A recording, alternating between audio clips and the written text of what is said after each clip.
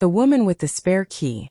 At 11:43 p.m., 3 days before her flight, Elena Markova received a photograph of herself sleeping. She stared at the screen, waiting for her brain to invent an innocent explanation. It didn't. The picture had been taken from the doorway of her bedroom. Elena was lying on her side beneath the pale gray blanket, one hand tucked under her cheek.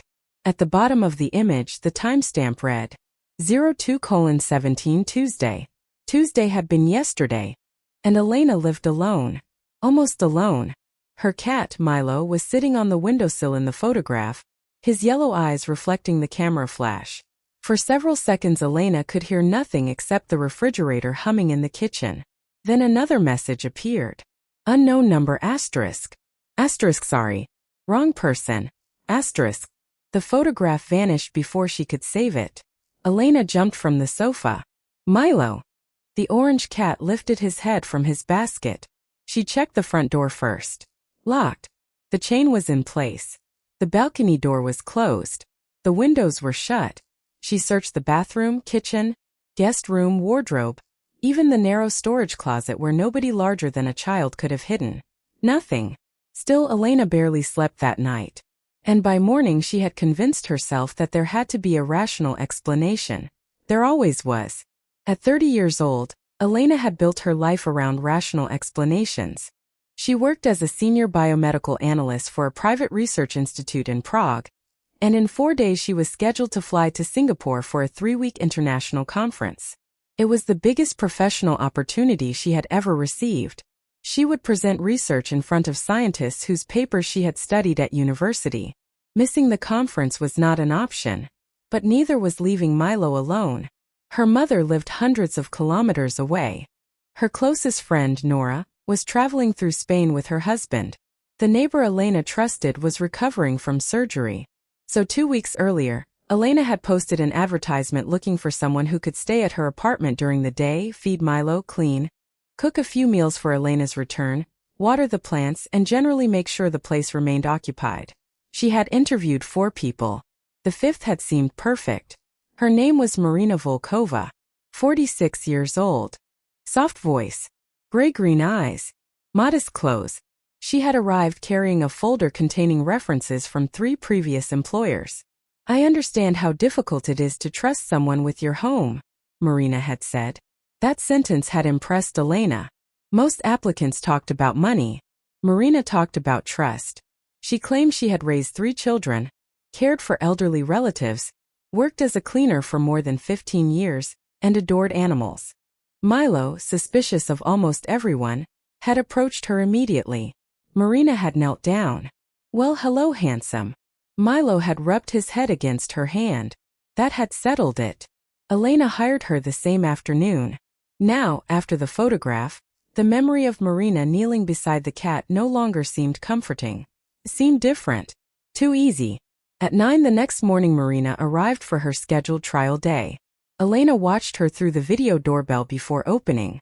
Marina wore a navy coat and carried 2 grocery bags. She smiled at the camera.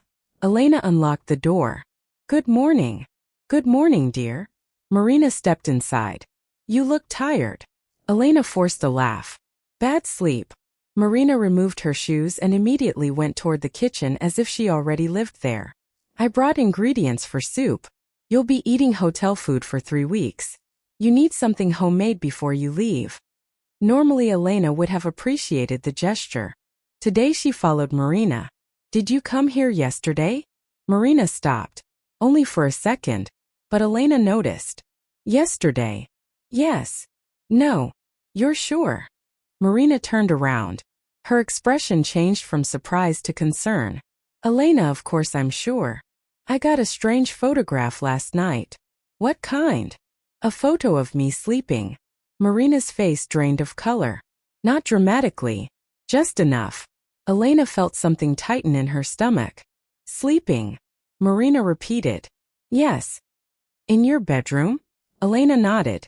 Marina put the grocery bag down. You need to call the police. The response was immediate. Logical. Exactly what Elena should have wanted to hear. Yet something about the speed of it bothered her. I deleted the message accidentally, Elena said. That was a lie. She wanted to see Marina's reaction. Marina lowered her eyes. What a shame. There it was again. Flicker. So small Elena almost missed it. Relief. You think someone has been inside? Marina asked. I don't know. Who has keys? Me. My mother has an emergency copy. The building manager has access under certain circumstances. Marina nodded. Then Elena added. And you? Silence. Marina looked at her. The copy had been given to her 3 days earlier so she could start coming regularly while Elena prepared for the trip. Marina slowly took the key from her purse. If you are uncomfortable, I can return it. The move disarmed Elena instantly. No. I'm not accusing you. You should be careful. I know. If I were you, I would change the locks. Elena almost smiled. That would make your key useless. Then give me another one. They both laughed. The tension broke. For the next 6 hours Marina behaved impeccably. She cleaned the kitchen until the chrome fixtures shone. She vacuumed beneath furniture Elena herself rarely moved. She made chicken soup and organized Milo's food into labeled containers. By late afternoon Elena felt embarrassed by her suspicion. Before leaving, Marina stood beside the door. People become frightened when they travel, she said. Everything suddenly feels uncertain. Your house. Your cat.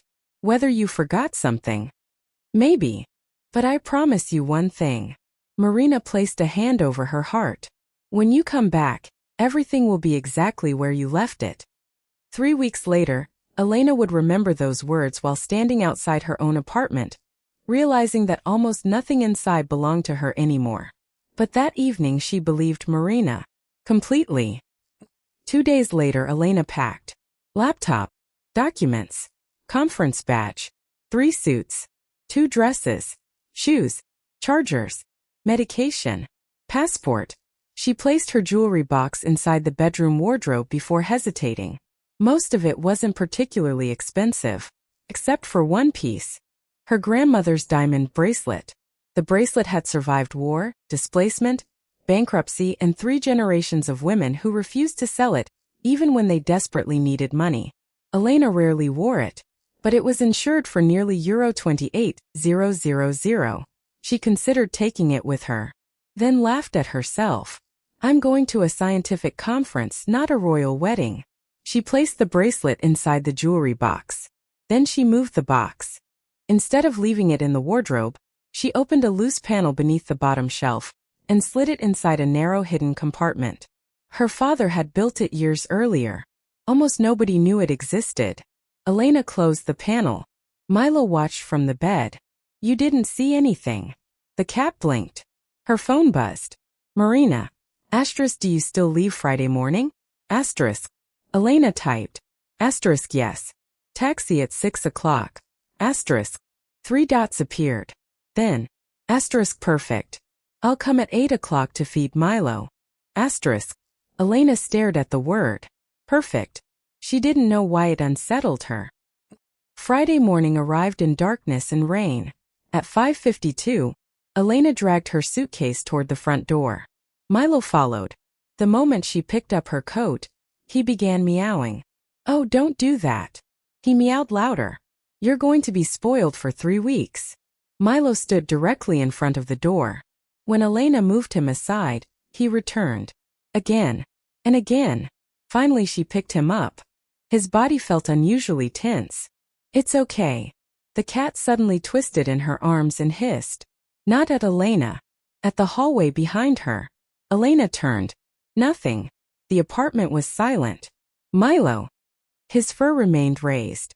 Then the elevator bell sounded outside. Elena froze. It was not yet 6. She looked through the peephole.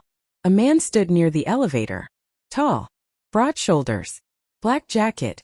A baseball cap pulled low over his face. He wasn't one of Elena's neighbors. The elevator doors opened. He stepped inside. Just before the doors closed, he looked directly toward Elena's apartment.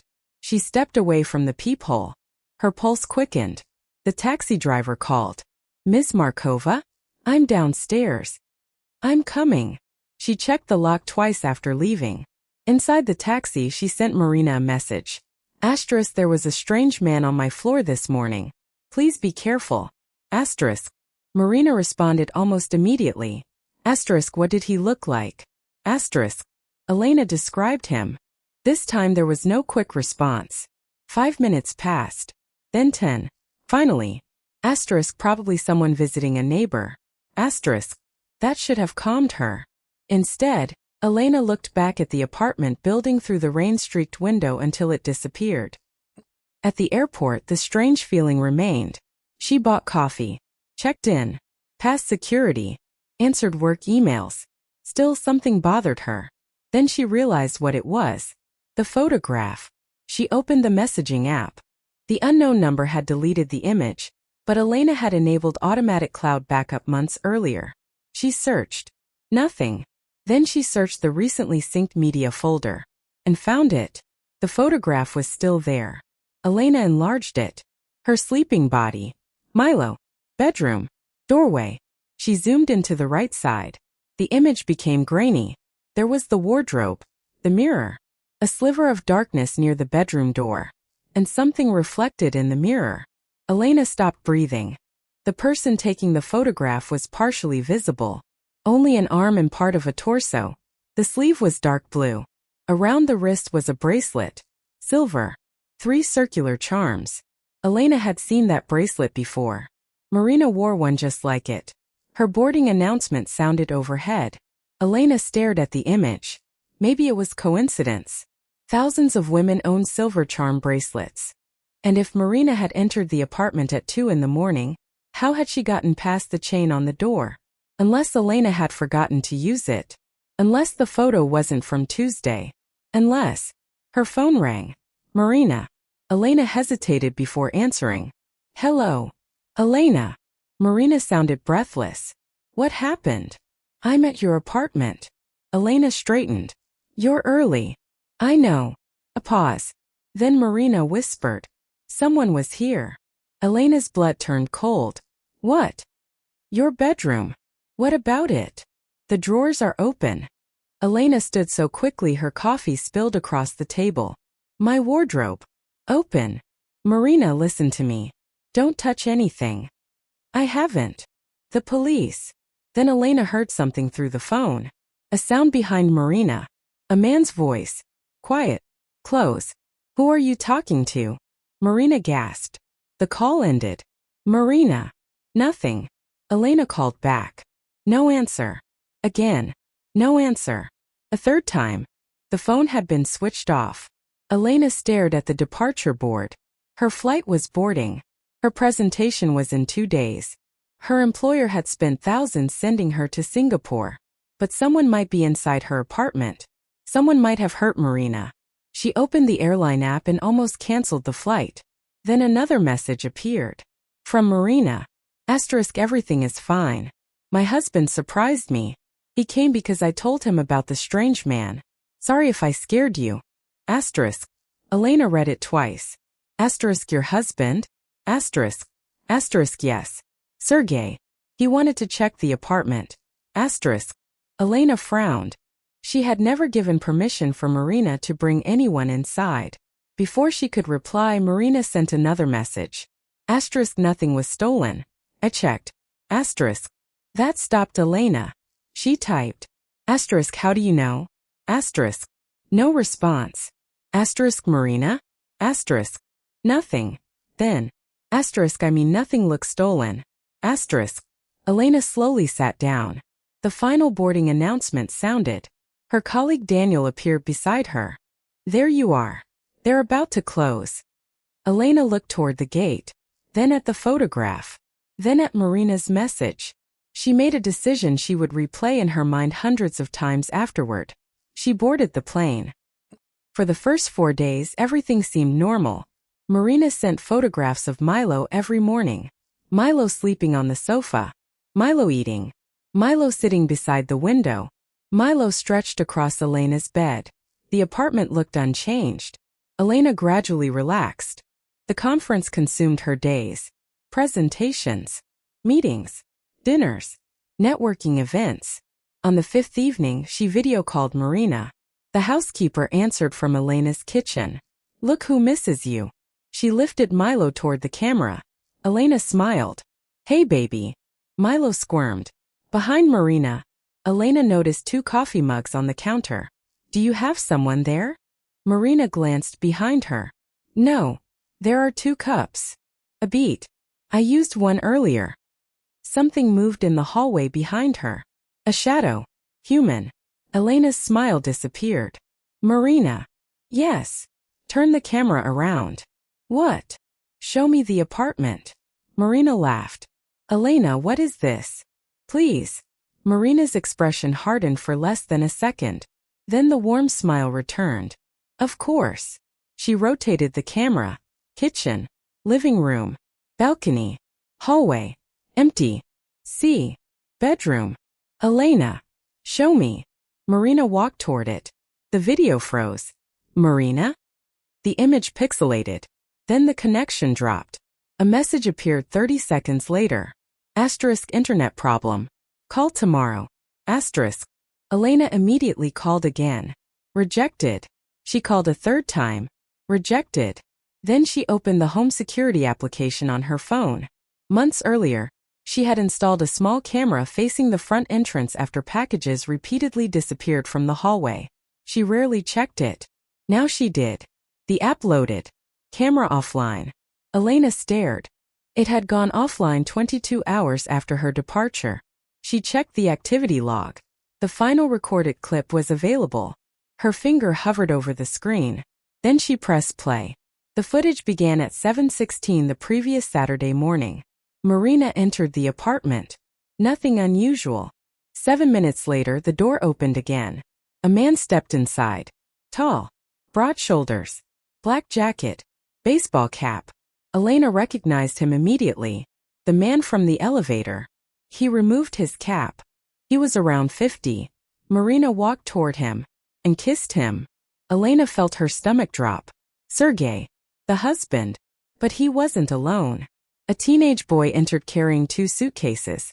Then a woman around 25 with a baby. Then another man carrying bags. Then an older woman. Then a little girl dragging a pink backpack. Elena counted. 1, 2, 3, 4, 5, 6. Including Marina, 7 people had entered. And none of them left. Elena checked the next recordings. Sunday. More bags arrived. Monday. A folding mattress. Tuesday. Boxes. Wednesday. A delivery van. At 3:08 p.m. 2 men Elena had never seen carried her television out of the apartment. Elena stopped the recording. Her hands went numb. She reopened it. Watched again. The television. Her television. Taken through her front door. She opened another clip. One of her dining room chairs disappeared. Another. Then a painting. Then the expensive espresso machine Daniel had given her for her 30th birthday. No. She whispered the word into the empty Singapore hotel room. She called Marina. No answer. Again. No answer. She called the building manager. No answer. It was nearly midnight in Prague. Elena opened the most recent camera footage. There was none. The camera had never reconnected. But before going offline, it had captured one final clip. Elena pressed play. Marina stood directly in front of the camera. She looked up at the lens.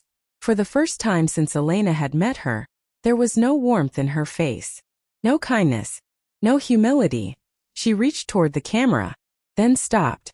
Someone behind her spoke. Sergey. Did she say where she keeps the jewelry?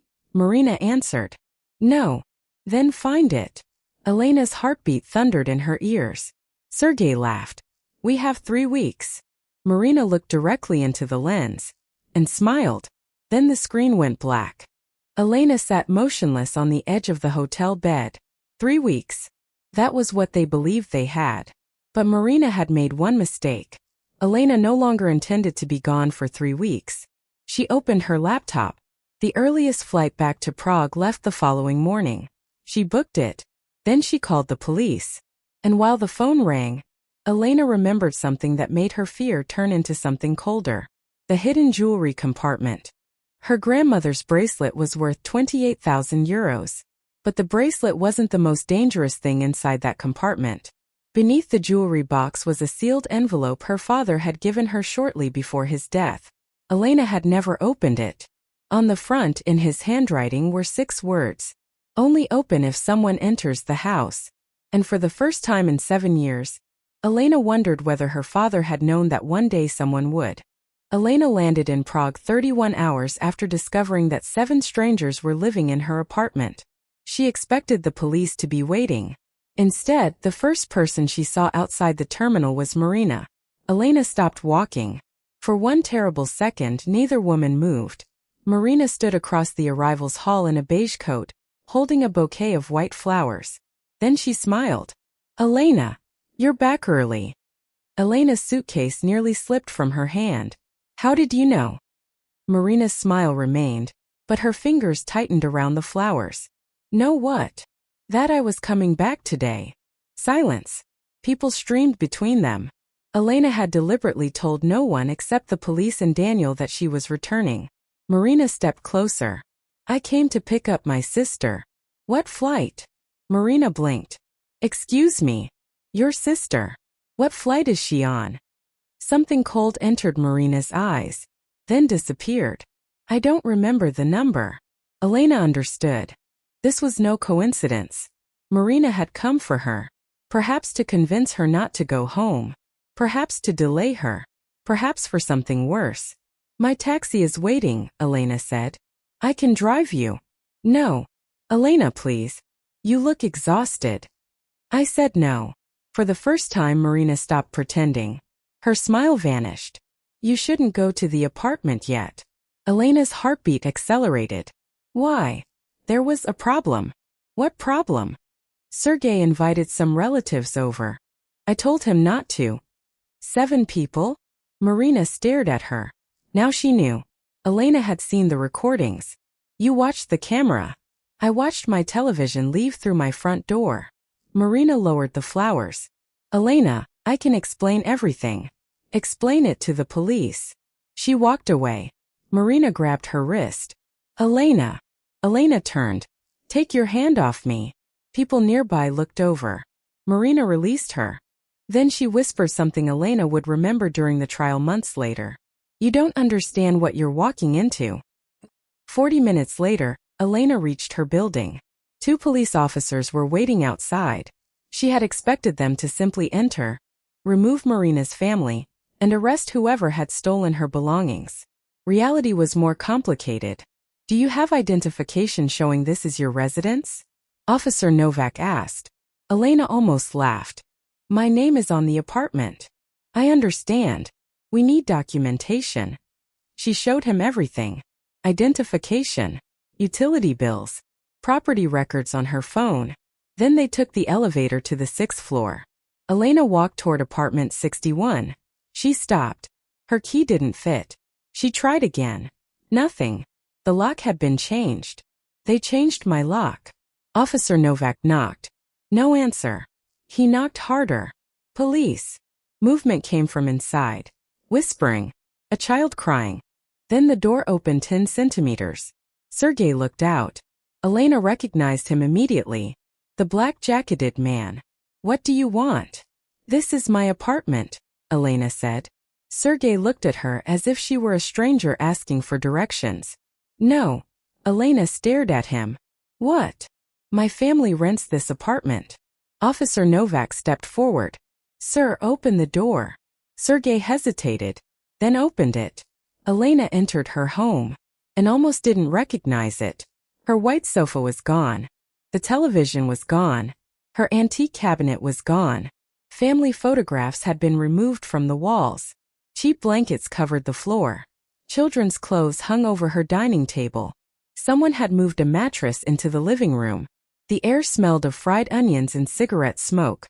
A little girl was drawing on Elena's walnut coffee table with a permanent marker. "Elena," Marina said behind her. She had followed them from the airport. "I'm sorry." Elena ignored her and rushed into the bedroom. The wardrobe doors were open. Clothes were missing. Designer handbags gone. Laptop monitor gone. Camera gone. She dropped to her knees. The hidden panel. Her fingers shook as she pulled it open. Empty. The jewelry box was gone. So was the envelope from her father. Elena slowly stood. Where is it? Marina remained in the doorway. Where is what? My jewelry. I don't know. My grandmother's bracelet. Elena. And my father's envelope. Marina's expression changed. Just slightly. But Elena saw it. You found it. No.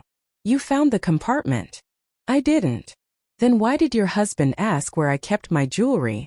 Marina turned pale. Elena stepped toward her. What was in that envelope? I don't know. You opened it. No.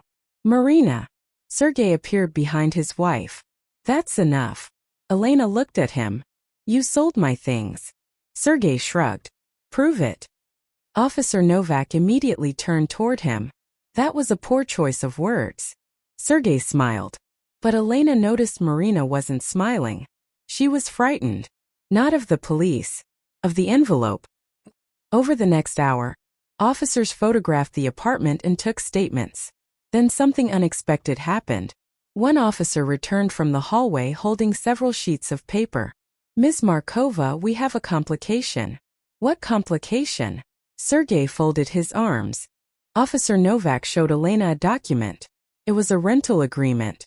Her name was printed at the bottom. Elena Markova, landlord. Sergei Volkova was listed as tenant. The agreement claimed Elena had rented the apartment to Marina's family for 6 months. Monthly payment. 600 euros. And beneath Elena's name was a signature. Her signature. Except Elena had never signed it. That's forged. Sergei laughed. You signed it before leaving. I've never seen this document. You forgot? You broke into my bedroom and sold my property. Our property, Sergei corrected. Elena stared at him. What? He produced another sheet. According to the document, Elena had agreed that several pieces of furniture could be sold to cover unpaid renovation expenses. It was absurd. But the signatures looked disturbingly convincing. Officer Novak studied them. We'll need these examined. Arrest them. For theft, we need to establish what happened to the property. My television is gone. Sergei leaned against the wall. She gave it to us. Elena wanted to scream. Then her phone vibrated. A message from an unknown number. She opened it. Don't argue with them. Check your cat. Elena looked around. Milo. She hadn't seen him. Milo. Nobody answered. She ran through the apartment. Kitchen. Bathroom. Bedroom. Milo. Nothing. She turned toward Marina. Where is my cat? Marina looked confused. He was here this morning. Where is he? I don't know. Elena's fear exploded. She searched beneath beds, inside wardrobes, behind furniture. Finally, a faint scratching came from the utility closet. Elena opened it. Milo shot out. He was thinner. His fur was dirty. And around his neck was something Elena had never seen before. A red collar. She picked him up. Milo. Attached to the collar was a tiny plastic capsule. She unscrewed it. Inside was a folded piece of paper.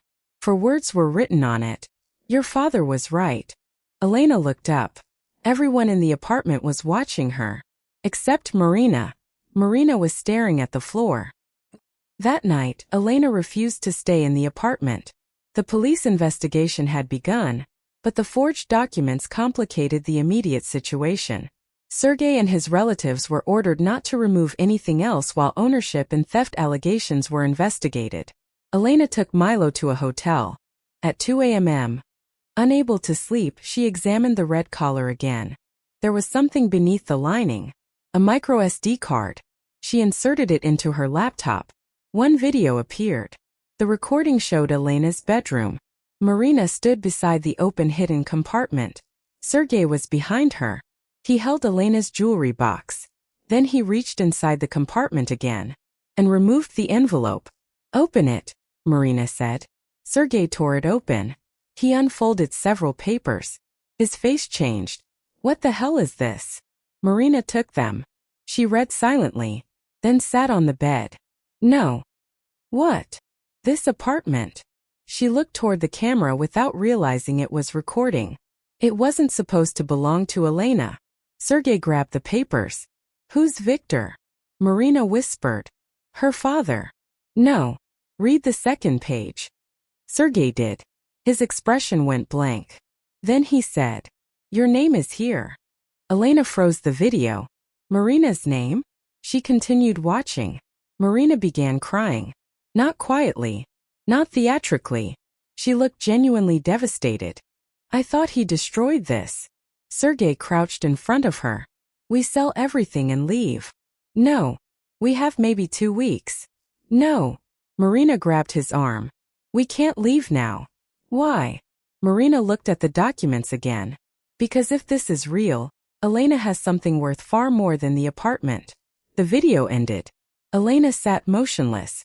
Then her hotel room door clicked. Someone was trying a key from outside. Milo jumped from the bed and hissed. The handle slowly turned. Elena grabbed her phone. Who is it?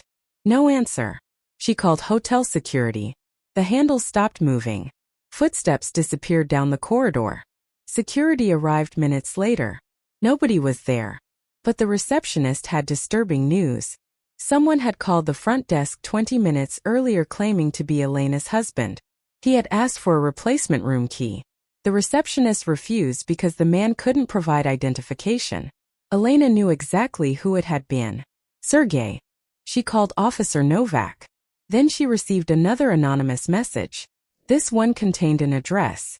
Under it, your grandmother's bracelet is being sold tomorrow at 10 o'clock. And beneath that, if you want to know who put the card on Milo, come alone. Elena stared at the message. A second one arrived. Marina isn't the person you should fear most. Then a photograph loaded. It showed Marina standing beside Elena's father. The photograph was nearly 20 years old. Both were much younger. And Elena's father had his arm around Marina's shoulders. On the back of the photograph someone had written, Victor and Marina, 2007. Elena stopped breathing. Marina had told her they had never met. Yet 20 years earlier, she had known Elena's father. And judging by the photograph, she had known him very well. At 9:52 the next morning, Elena stood across the street from a small antique shop and watched her grandmother's bracelet appear in the window. For a moment she forgot how to breathe. 28,000 euros. 3 generations. The last valuable thing her grandmother had touched before she died. And now a stranger was fastening a price tag to it. Elena crossed the street. She had ignored the anonymous message telling her to come alone. Officer Novak was sitting in an unmarked car half a block away. 2 more officers waited around the corner. Elena entered the shop. A bell rang. The owner, a thin man named Karel, looked up. Can I help you? Elena pointed at the bracelet. Where did you get that? Karel's expression immediately changed. Why? Because it was stolen from my apartment. He reached beneath the counter. Elena thought he might press an alarm. Instead he pulled out a folder. I bought it legally. From whom? Karel hesitated. Then the shop door opened. Officer Novak entered.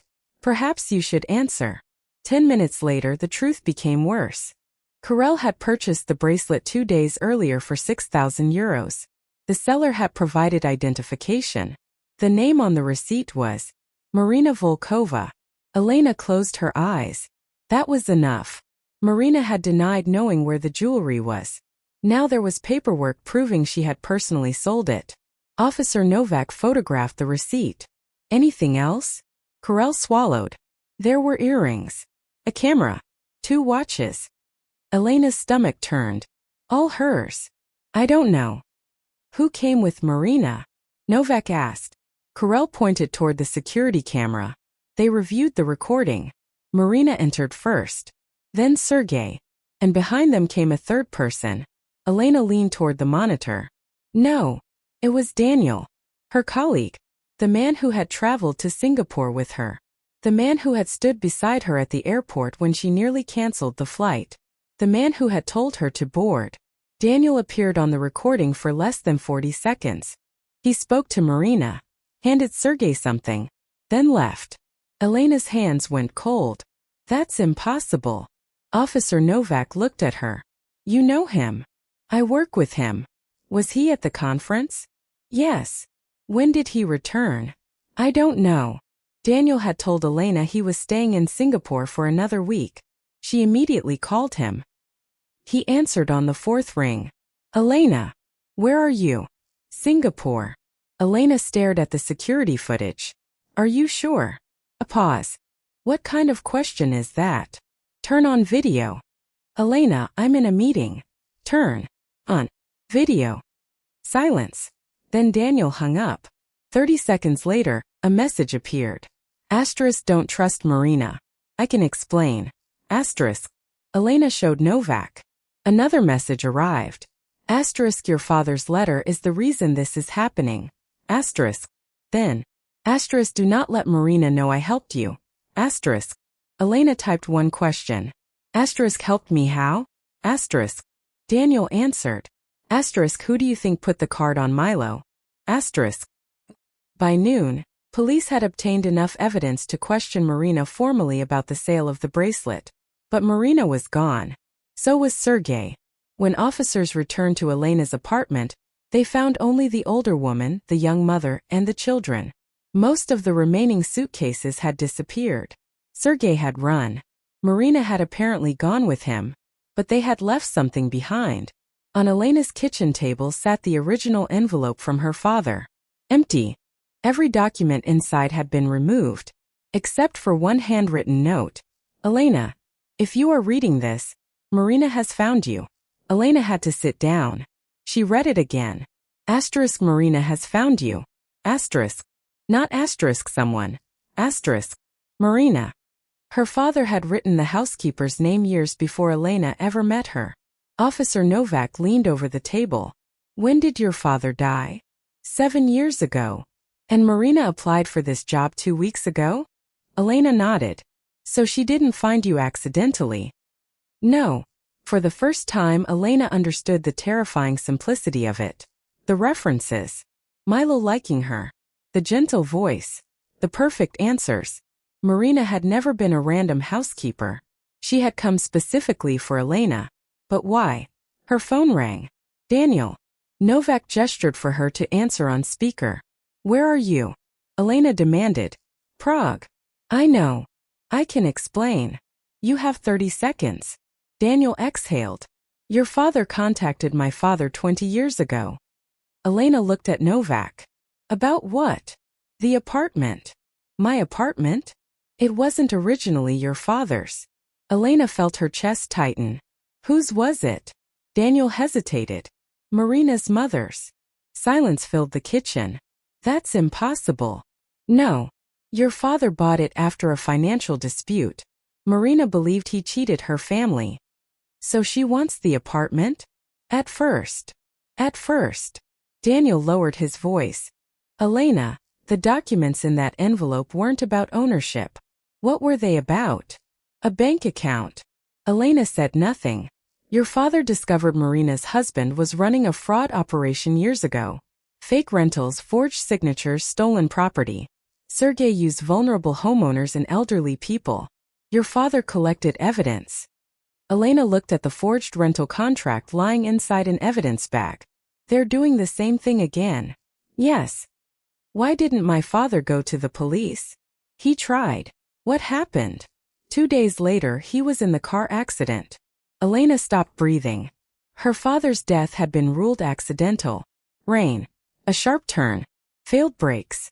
Daniel. I'm not saying Sergey killed him. But you think it. I think your father thought someone was coming after him. Elena's knees weakened. And the account? Your father moved money connected to Sergey's fraud into a protected account, so it could eventually be returned to victims. How much? Daniel hesitated.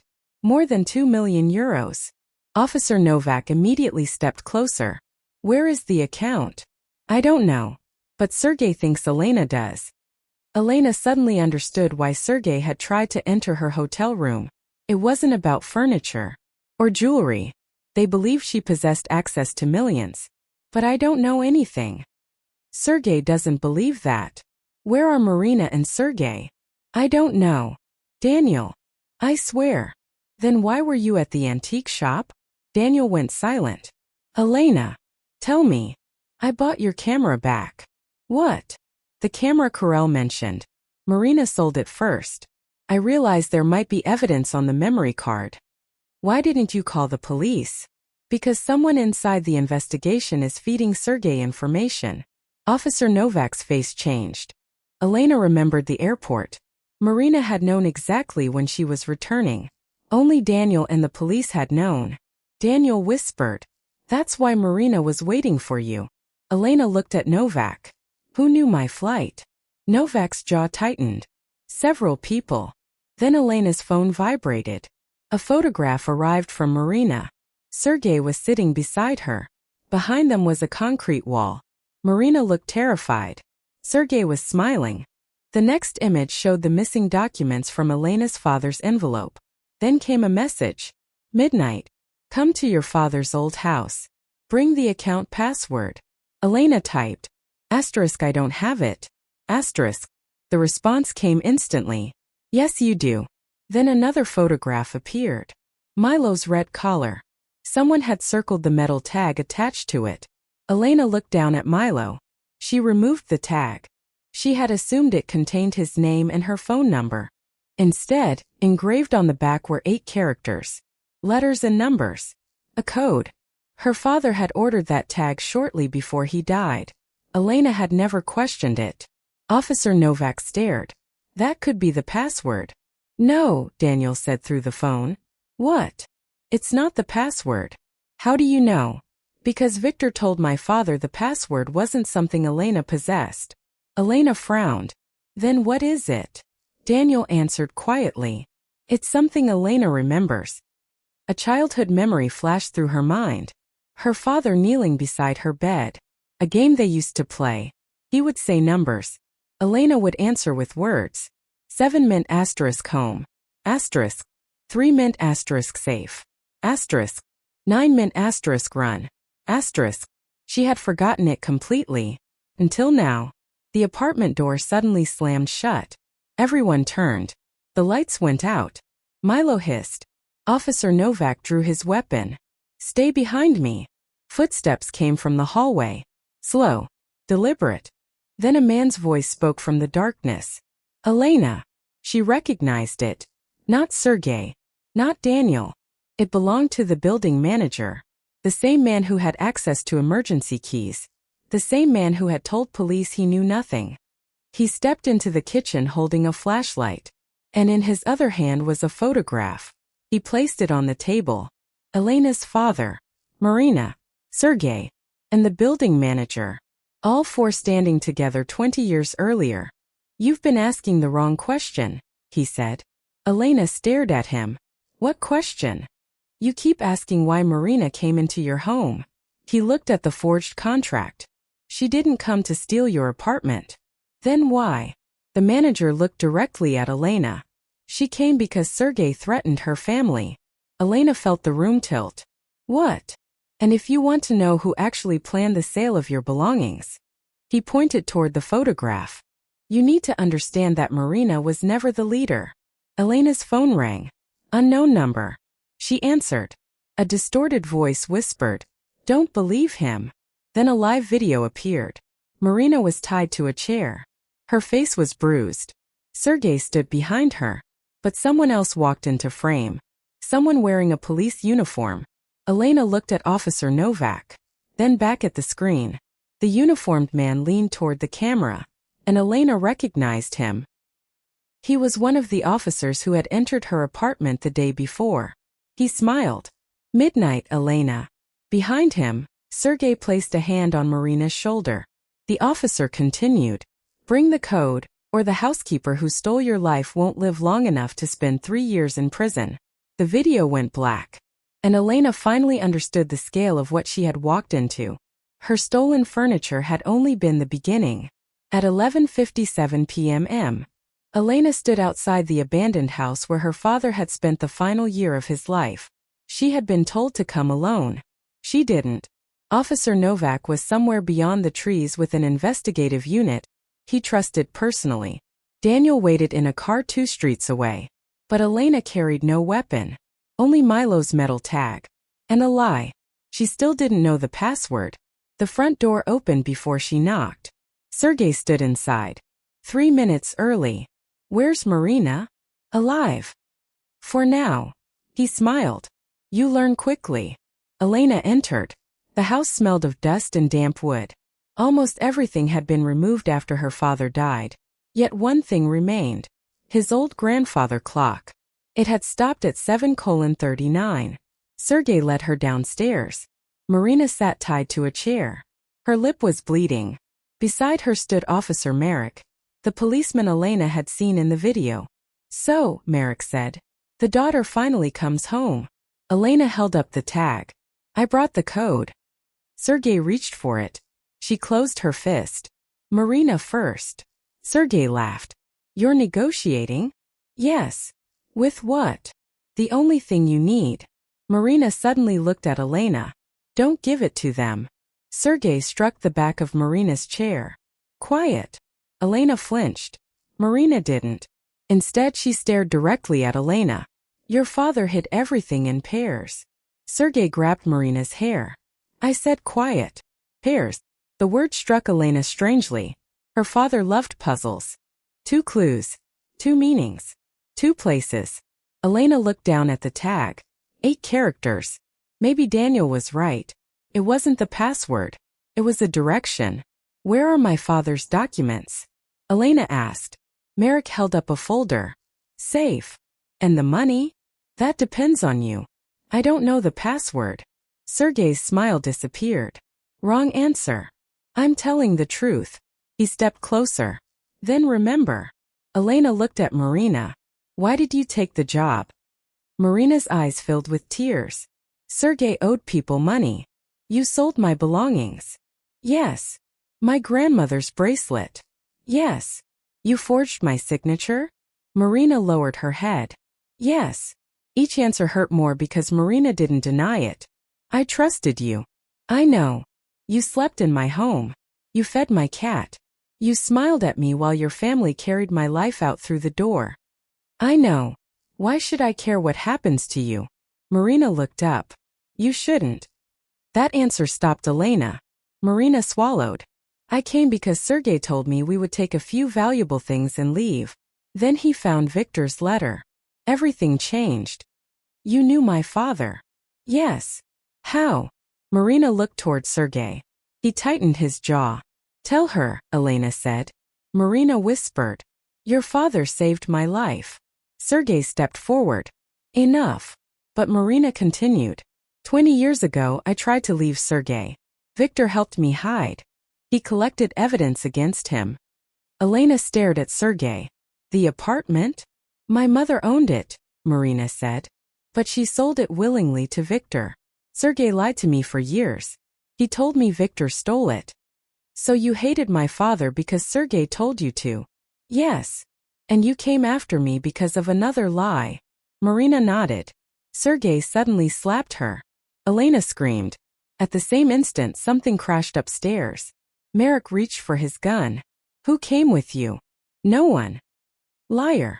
Then the grandfather clock began chiming. Everyone froze. Once. Twice. 3 times. The clock hadn't worked in 7 years. Sergei looked toward the ceiling. What the hell? Elena remembered. Pairs. Her father had taught her a game with numbers. 7 meant home. 3 meant safe. 9 meant run. The clock was frozen at 7:39. Home. Safe. Run. Not a password. A warning. Elena suddenly understood. She looked at the tag again. 8 characters. 2 groups of 4. Coordinates. Not for a bank account. For something hidden in the house. Sergei saw realization cross her face. You know. Elena backed away. Know what? He grabbed her wrist. The location. Marek's radio crackled. A voice came through. Movement outside. Marek raised his gun. You brought police. No. A window shattered upstairs. Sergei dragged Elena toward him. Then Marina kicked backward with both feet. Her chair slammed into Sergei's knees. He fell. Elena tore free. Marek raised his weapon. And the basement door exploded inward. Police. Drop it. Novak entered with 3 officers. For several seconds, everything became noise. Shouting. Running. A gun hitting the floor. Sergei tried to escape through a side door, but Daniel, waiting outside, saw him emerge and shouted his location. Officers caught Sergei before he reached the trees. Marek surrendered. Marina remained tied to the chair, crying. It was over. Or Elena thought it was. Then Novak opened the folder Marek had been carrying. Inside were photographs, forged contracts, receipts from the sales of Elena's property, and records connecting Sergei to dozens of earlier fraud cases. But there was no bank account. No 2 million euros. Instead, they found a handwritten letter from Victor. Elena recognized her father's writing. She read the final paragraph twice. There is no hidden fortune. I invented it because Sergei understands only greed. If he believes money exists, he will keep searching instead of destroying the evidence that can convict him. Elena slowly lowered the page. The 2 million euros had never existed. Her father had created a trap from beyond the grave, and Sergei had spent years chasing it. By sunrise, police had arrested Sergei and Officer Marek. Marina was arrested too. Elena watched officers place handcuffs around her wrists. Marina didn't resist. Elena. She stopped. I'm sorry. Elena looked at the woman she had once trusted with her home. Did you take the photograph of me sleeping? Marina's face changed. No. Elena felt cold. The photograph that started all of this. I never took it. Then who did? Marina looked toward the police car where Sergei Saturday. Not Sergei either. Elena stared at her. Who? Marina hesitated. Daniel. Elena's heart stopped. No. He entered your apartment the night before your trial day. Why? I don't know. Elena immediately turned. Daniel was gone. His car had disappeared. She called him. His phone was switched off. Then Novak's phone rang. He listened for several seconds. His expression darkened. What? Novak looked at Elena. Daniel's apartment has been searched. By whom? We don't know. Where is he? Novak didn't answer. Elena's phone vibrated. A scheduled email had arrived from Daniel. There was only one sentence. If Marina has been arrested, your father's plan worked, but mine hasn't. Attached was a photograph. Elena opened it. Her stomach dropped. It showed the inside of her apartment before she left for Singapore. Her bedroom.